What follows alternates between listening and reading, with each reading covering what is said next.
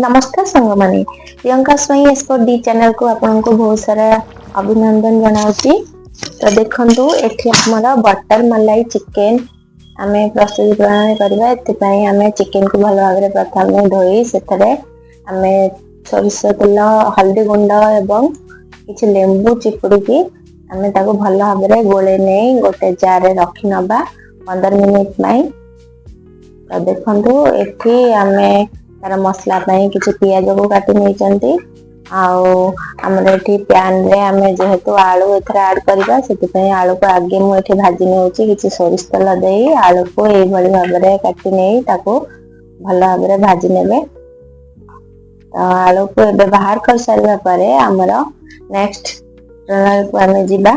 तो देखंतु एठी मु अदा रसुण और कंचा लंका को ए भली भाबरे छेची की मसला नउची। आपण माने ग्राइंडिंग करी मते नै करे किंतु छेचा मसला रा टेस्ट टिके नियारा। तो आपण माने आपण को हिसाब नै करे। तो देखंतु एठी हमरो सब मसला मसली छेचा छेची हे सल्लानी। तो आमे एठी तरकारी आरंभ करिबा। तो देखंतु एठी आमे पैन रे से काटी रखितबा पियाज को देई देबा। प्रथमे ताको आमे हल्का लाल लाल करी भलो भाबरे भाजी नबा। तो भाजी सारी हे सारिया परे हेतरे आमे जो छेचा मसला आमे रखितले ना से छेचा मसला को आमे एठी ऐड कर नबा।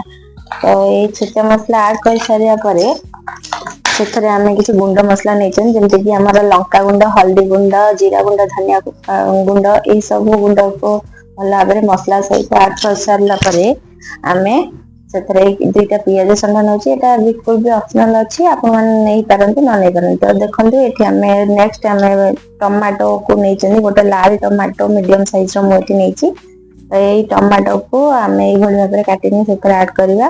तो टमाटो टी सिजिबा पई एथि आमे स्वाद अनुसार लूण नै चंदी आपण हिसाब रे आपण लूण नेबे। तो एका थरे आमे एठी लूण नै जाउचंदी तरकारी पई। तो लास्ट रे आमे एठी चिकन मसला को ऐड करबा। चिकन मसला सब बेले 5 मिनिट मांसर पकेबा 5 मिनिट पूर्वरु एठी ऐड करबे। तो देखंतु मोर एठी हे सरलानी मसला एठी मो चिकन को ऐड करिछि। तो चिकन को भलो भाबरे ए भली भाबरे कसी नै मसला सहित ऐड करी सेठी आमे गोटे घोड़नी द्वारा ताको 15 मिनिट पई ढांकी नबा। आको आमे लो फ्लेम रे एबे सिजिया पई छाड़ दबा। ताको 5 मिनिट रे आपण माने चेक करूथिबे कारण एठी मसला हमर लागि जाई पारे। तो देखंतु प्रति 5 मिनिट रे थारे आपण माने ए मसला को ए भली भाबरे कसुथिबे। तो हमर चिकन टी ए भली भाबरे हल्का ब्राउन कलर टिके आसलानी बिना काश्मीर चिल्ली रे मोर देखंतु तरकारी रो कलर के बड़ी सुंदर देखा जाउची। तो एठी मु काश्मीरी चिल्ली ऐड करिनी हल्का नॉर्मल चिल्ली पाउडर ऐड करछि। और सेठी आमे देखंतु एठी हमर मसला और मांस सिजी आसी सारलानी।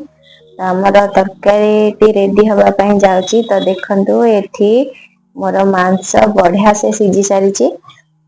एठी मु पानी ऐड करबी अल्प पानी ऐड करछि जेहेतु आमे एठी बटर मलाई चिकन ऐड करछन ना। तो सेठी पई आमे एठी अल्प पानी नबा बेसी भी पानी नबानी।